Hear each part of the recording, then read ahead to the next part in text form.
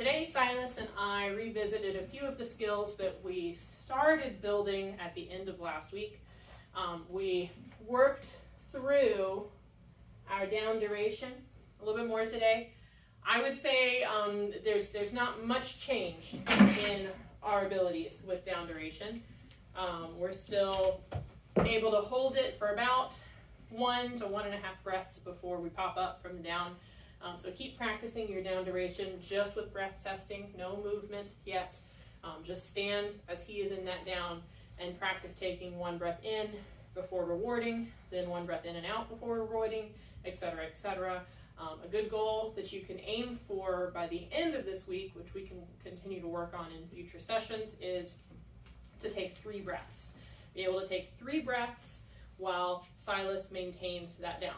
Now keep in mind the kind of environment that you're going to be working in is going to determine what level of success you're going to get from him. We practice this both upstairs here in kind of an environmental vacuum, so where there are no distractions coming or going.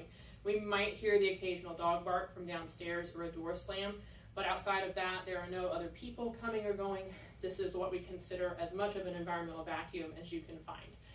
So when you're working on these newer skills or these duration skills, it is important to try and recreate this vacuum space so that you don't get a curveball thrown at you if a roommate or a friend walks into the room that Silas feels like he has to jump up and go after.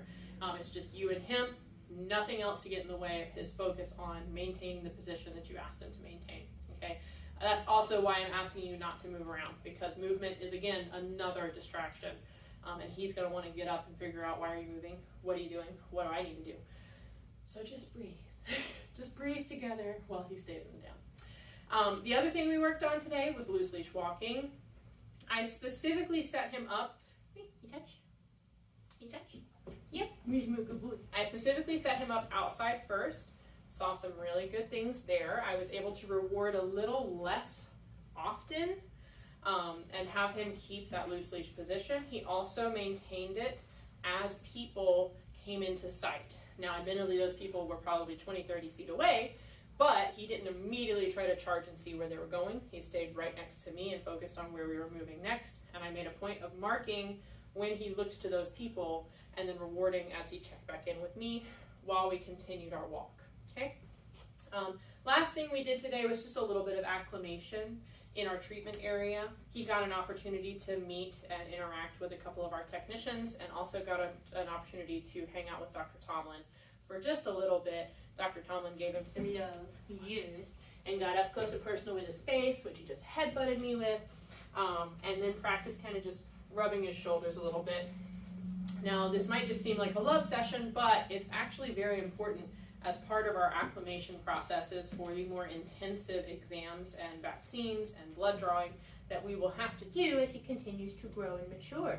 So what I'd encourage you to do occasionally while you're at home with him is just practice some very basic standard standing restraints.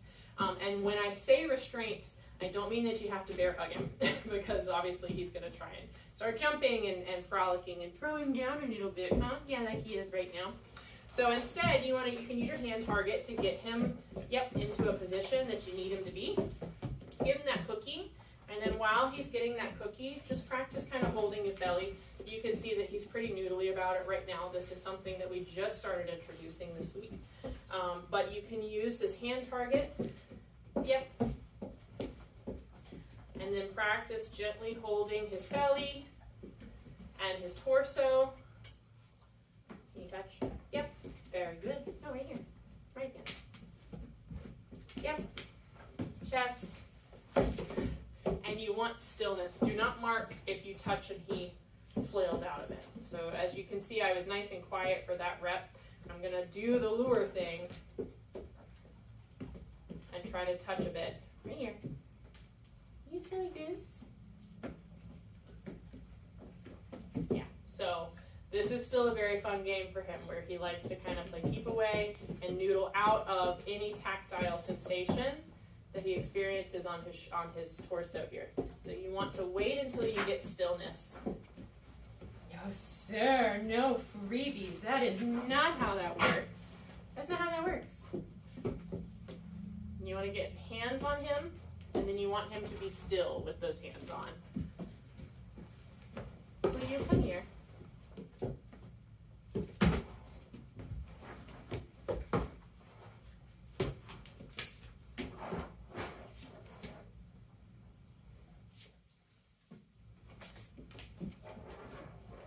All of this is not worth rewarding.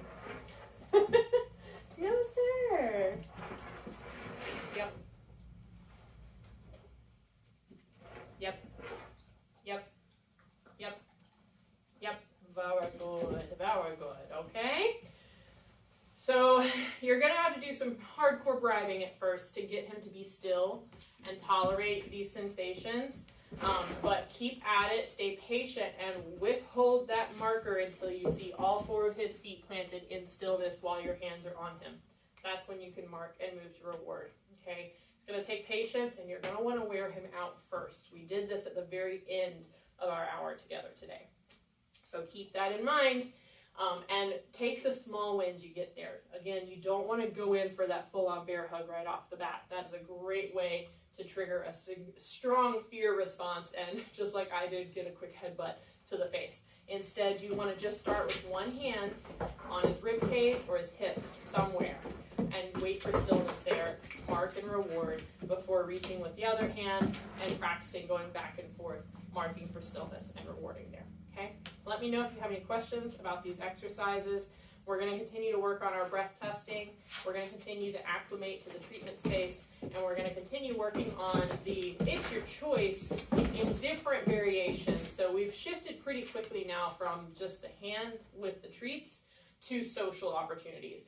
That's how quickly you want to move. You want to introduce this concept in a lot of different ways over a very short period of time to generalize it quickly, so that when he is out in public with you, no matter what kind of distraction he might get thrown, he knows that the ultimate goal behavior for him is to check in with you instead of trying to go after that distraction. Okay? But he's a good kid, clearly.